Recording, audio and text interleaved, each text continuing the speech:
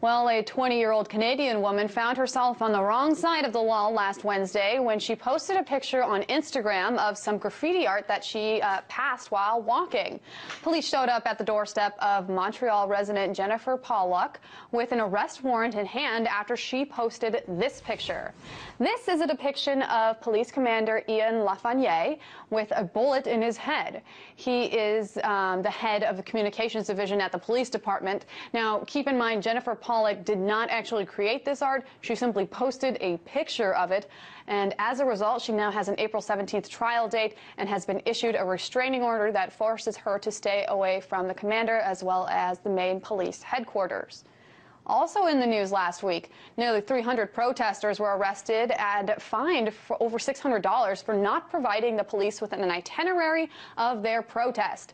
By law, P6 made these fines possible, but now city lawmakers are looking at repealing this measure.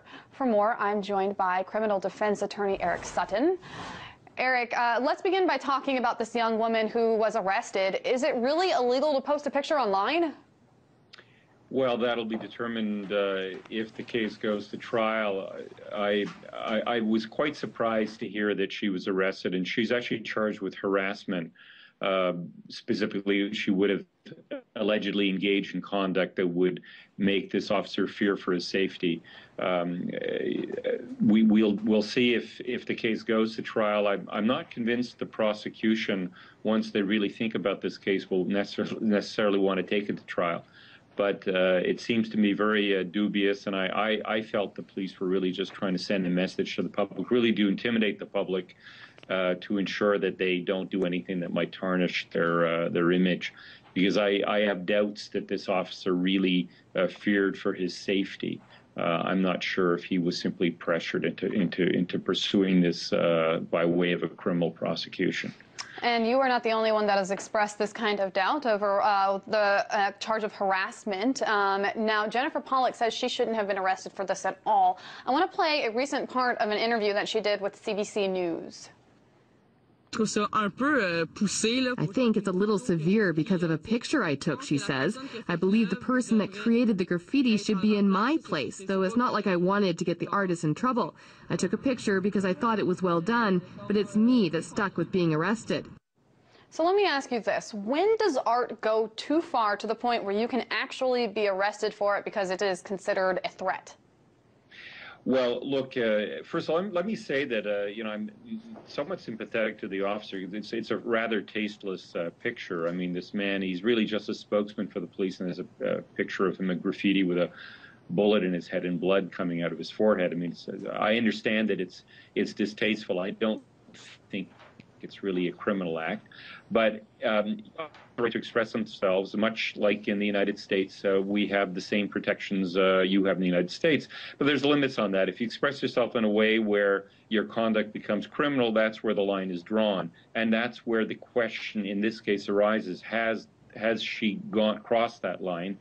I'm not persuaded she has, and the battle will in fact be between what is freedom of expression and when does freedom of expression go too far and cause an individual to feel he's a victim of a crime or the subject of threatening conduct or harassment. That is the issue.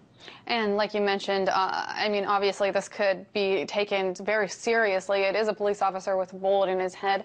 The police also said that this was not the only reason that they had for arresting her, but they declined to comment on the other reasons. Now, this young woman was a part of the mass student demonstrations that happened a little bit ago. She was arrested then as well. Could that play into it?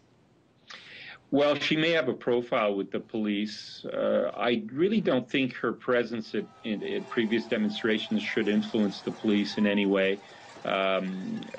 She has the right to demonstrate. Some people were arrested. Some were given what we call tickets. They're not really arrested criminally, but they have to pay fines. I don't think that there should be any presumption on the part of the police that people who participate in these demonstrations.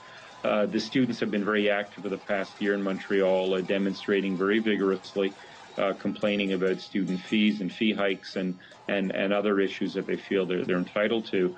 But I don't think that they should be profiled in such a way that they would be seen as more threatening because of subsequent conduct they might be involved in, as opposed to someone who may not have participated in the demonstration. So I really don't know what the police have up their sleeve, but I hope if they have something that it's more than the fact that she merely participated in student demonstrations. And I want to shift the conversation just a little bit to talk about the P6 bylaw that I actually spoke about a little bit earlier. It forces protesters to submit an itinerary to police before the march begins, and it bans people from wearing masks. And now, obviously, this law isn't new. It was made back in 2001, but the new measures were added last year. Is this, in your opinion, an infringement on Canadians' constitutional rights? Well, it's hard for me to really take a position without having seriously studied the issue. The issue of wearing a mask has resonated with some people. There are a lot of people who feel that that's not an unfair imposition on demonstrators, that their faces should be revealed. There's been almost a comical arrest of someone who's wearing a panda bear costume. And he was arrested as having violated the bylaw, and the police looked very foolish. So, that's debatable. The issue of an itinerary is not unheard of. There are many major metropolitan areas that insist that demonstrators provide an itinerary. Otherwise, the demonstration can become quite chaotic and can paralyze a downtown core.